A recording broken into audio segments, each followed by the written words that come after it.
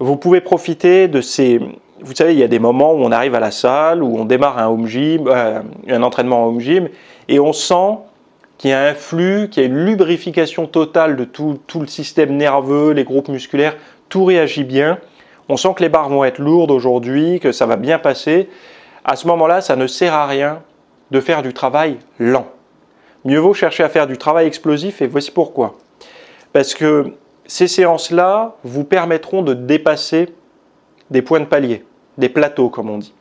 C'est-à-dire si vous êtes à 100 kg depuis des semaines au développé couché, et là comme par hasard, la séance de développé couché du jour, donc des pectoraux du jour, vous sentez que vous avez un niveau de force légèrement supérieur, en tout cas un niveau de forme légèrement différent de d'habitude.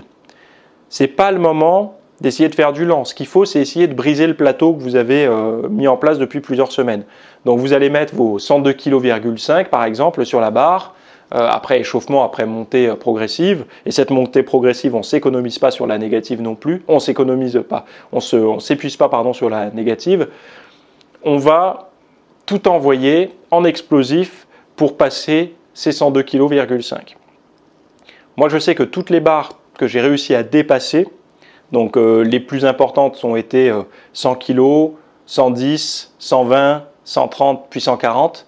À aucun moment, quand je testais ces barres, je faisais de la négative. Quand j'étais sur des maxi, je laissais presque tomber la barre sur le torse. Alors attention, je parle là, déjà j'étais jamais seul, il y avait toujours quelqu'un derrière moi pour m'aider, et je faisais ça après un échauffement cohérent, etc. Mais voilà, c'était des barres lourdes, donc il y a des dangers, des risques.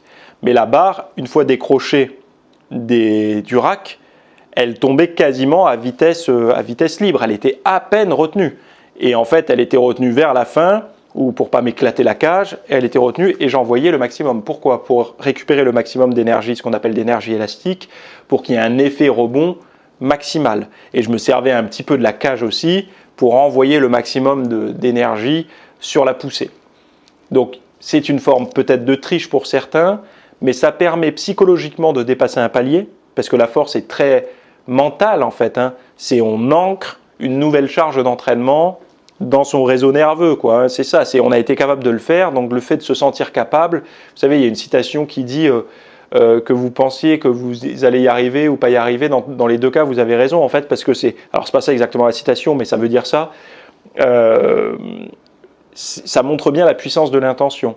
À partir du moment où vous avez réussi à faire une pompe, ben vous êtes capable de faire dans votre tête, ça y est, c'est débloqué. C'est comme un level à Super Mario, quand vous l'avez débloqué, vous l'avez débloqué. C'est comme une figure en skateboard d'ailleurs, une fois que vous l'avez débloqué, vous l'avez débloqué. C'est la même chose pour le niveau de force. Quand vous avez débloqué le palier, c'est bon. Et pour le débloquer, parfois, il faut utiliser des méthodes qui ne sont pas les optimales pour l'hypertrophie, même si la négative très rapide et explosive, ça peut être productive, c'est quand même assez risqué de faire tout le temps ça pour les blessures. Et tous les individus ne sont pas adaptés à bien réagir à la négative explosive.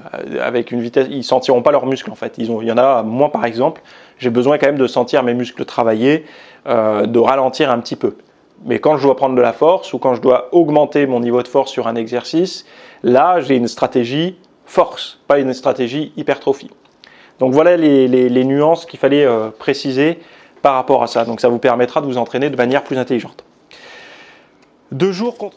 Merci d'avoir suivi ce rapide extrait. Donc c'est un nouveau concept sur le site. Je vous propose maintenant des mises à jour pour vos entraînements. J'ai appelé ça entraînement intelligent. Donc c'est des mises à jour par rapport à la science, des meilleures méthodes d'entraînement. Donc, pour optimiser au mieux votre entraînement. Donc on va parler de cardio, on va parler de stimuler au mieux ses abdos sur du crunch par exemple.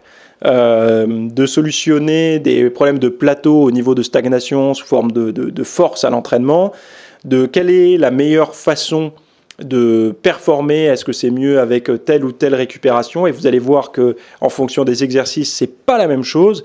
Donc vous allez avoir vraiment des nouvelles compétences pour vos entraînements de musculation, que ce soit pour la prise de masse musculaire, pour la force, mais également, comme je disais, pour le cardio, pour la progression sur le cardio. Donc si ça vous intéresse, allez voir le lien qui se trouve sous cette vidéo en description et je vous dis à tout de suite de l'autre côté.